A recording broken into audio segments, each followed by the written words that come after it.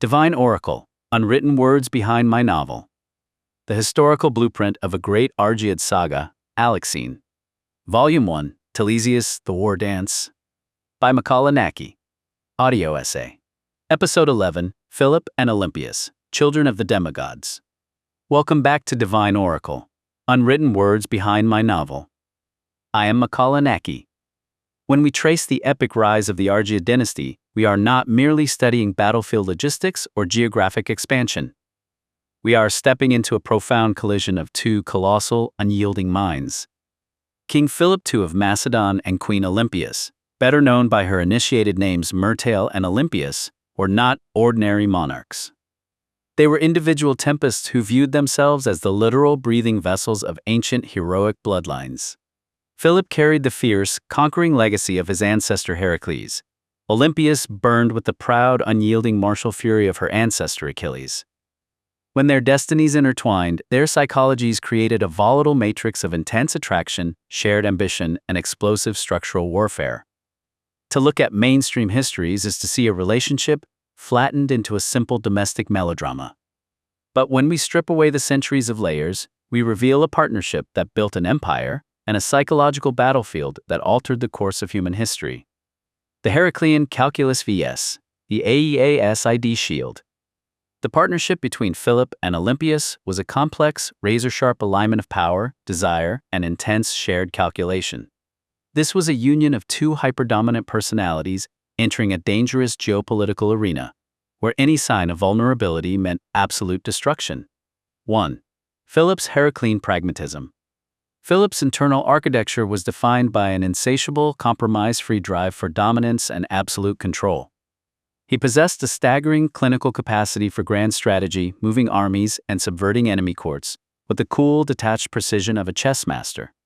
He was a man who could seamlessly pivot from extreme frontline cruelty to breathtakingly sophisticated international diplomacy. To his enemies, he appeared to possess a severely reduced capacity for empathy. To his state, he was an indispensable bulletproof machine. His calculated risk-taking was matched by a monumental tolerance for operational stress, pressure, and physical mutilation. He operated on a singular, cold principle: the survival and absolute hegemony of the Macedonian crown at any human cost. 2. Olympias's unconventional sovereignty. Olympias met Philip's cold pragmatism with an equally complex, blinding intensity. Her fierce, unyielding devotion to her son Alexander was not a passive maternal instinct.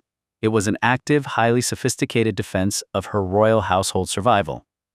Ancient sources focus heavily on her volatile temperament, her alleged capacity for swift political violence, and her unconventional methods of court maneuvering. Yet, beneath that fiery exterior lay a profound, calculating mastery of human psychology. Olympias understood that in the hypermasculine, deeply xenophobic vipers nest of the Pelicourt, a foreign queen from Epirus could not survive through quiet compliance. She weaponized her emotional intensity and her elite leadership within the ecstatic Dionysian mystery cults to construct an unassailable aura of divine protection. She made herself terrifying, ensuring her rivals would hesitate before moving against her children. The psychological synthesis. Heraclean pragmatism. Philip's detached logic. Calculated line strategy. Arrow down 2. Eacid intensity. Olympias's divine shield. Weaponized emotional power. Arrow down 2. The forging of Alexander 3. 3. The intertwined destiny. Their relationship functioned as a high-stakes balance of cooperation and friction. On one level, their minds were beautifully complementary.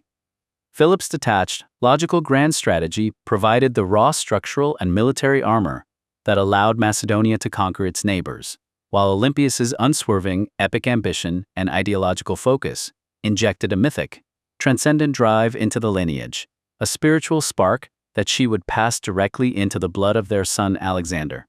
However, this exact same symmetry of power made conflict inevitable.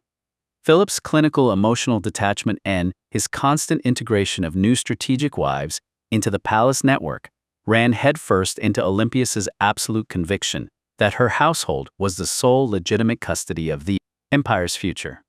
Their contrasting methods of consolidating influence created a permanent, simmering friction that turned the royal palace into an active theater of war.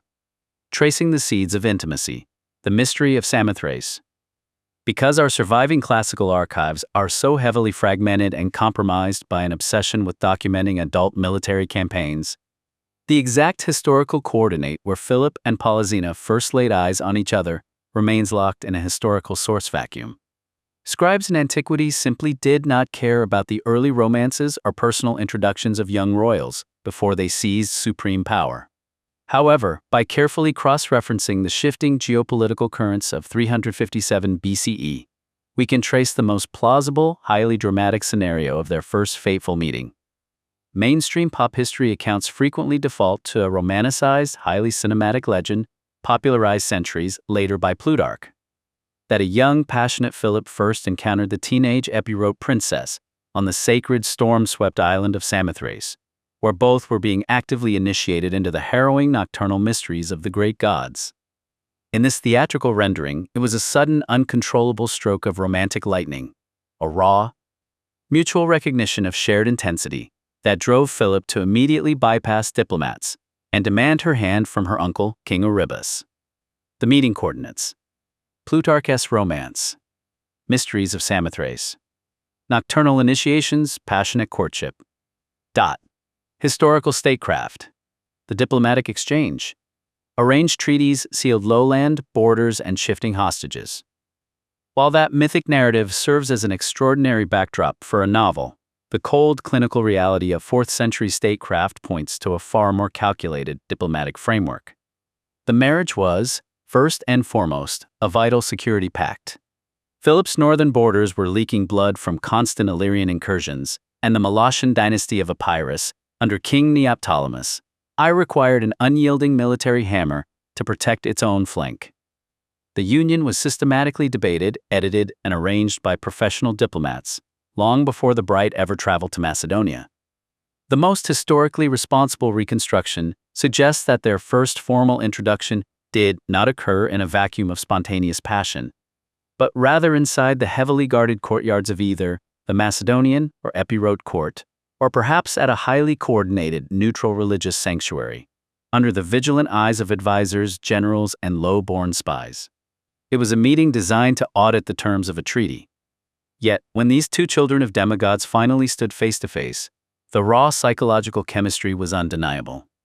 They recognized in each other the exact same unquenchable ambition, laying the human groundwork for a union that would permanently shatter and re-engineer the ancient Mediterranean world. The silence of the Academy, Aristotle's cold omission. To truly understand how deep the historical distortion runs, we must examine the spectacular, deafening silence of the ultimate contemporary witness, Aristotle. The brilliant philosopher physically lived inside the Macedonian royal court at Pella and Mysa for several years, spanning 343 to 340 BCE, explicitly hired to tutor the teenage Prince Alexander. He walked the exact same limestone corridors as Queen Olympias, witnessed her intense political maneuvers firsthand, and watched the volatile family dynamics of the Argead house unfold on a daily basis. Yet, throughout his entire surviving philosophical, ethical, and political treatises, Aristotle leaves Olympias entirely out of his ink. This absolute omission is a monumental piece of historical evidence that supports the entire core mission of Alexein. It stands as the ultimate unanswerable example of the classical Athenian bias against documenting powerful women. In his famous work Politics, Aristotle explicitly argued that women were biologically and intellectually inferior, declaring that a woman's deliberative faculty was entirely non-authoritative, and that her highest moral virtue was absolute silence and public invisibility. By completely omitting the queen from his political analyses, Aristotle practiced exactly what he preached. He chose to enforce structural invisibility upon a sovereign woman who possessed a sharper mind for raw power than most of his contemporary statesmen. This academic straightwashing left the historical door wide open 4 centuries later for Roman-era biographers like Plutarch to step into the vacuum and invent the sensationalized caricature of the crazy, unstable snake-handling witch. Piecing together the murder, Aristotle's only fragment. Aristotle maintained a cold, absolute silence regarding the internal psychological scars, the sacred intimate bonds, and the domestic warfare of the Argead household. He completely ignored Alexander's private relationships with his companions and his parents, choosing instead to view the court strictly as a sterile laboratory for abstract political theory. However, Aristotle did leave behind one vital contemporary sentence regarding the family, and it completely shatters the modern soap opera conspiracy theories. In Politics book V, while clinically analyzing why monarchies fall and why individuals commit regicide, he utilizes the real-world assassination of King Philip II in 336 BCE as a textbook case study. Philip was slain by Pausanias for neglecting to revenge him of the affront he had received from Attalus. Politics 1311b. For Aristotle, writing as an eyewitness to the era, Philip's murder was never a sprawling mythic palace conspiracy, masterminded by a vengeful, psychotic queen or a panicking crown prince. He frames the regicide purely as a cold, localized act of private retaliation regarding masculine honor. He states explicitly that the royal bodyguard Pausanias struck the king down because Philip repeatedly refused to grant him legal justice after the premier general Attalus had severely degraded, intoxicated, and sexually assaulted him. This contemporary record serves as a powerful clinical rebuttal to the wild court gossip and theatrical fabrications that later Greek and Roman writers manufactured to sell books. Aristotle didn't care about the human drama. He reported the cold legal grievance.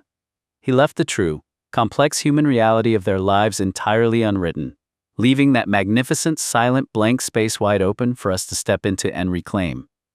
Tune in for our next daily drop tomorrow as we continue to dissect the bloodlines of antiquity.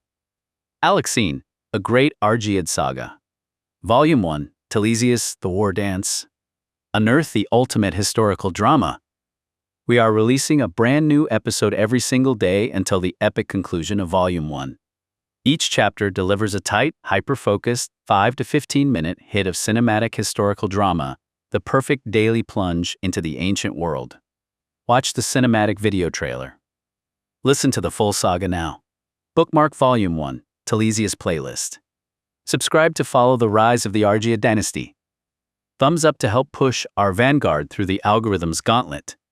Comment below. Was Aristotle's absolute silence regarding Olympias an act of pure philosophical compliance with Athenian gender bias? Or was it a calculated political decision to avoid documenting a queen whose raw intelligence terrified the academic elite of Pella? Let me know your structural breakdowns in the comments below.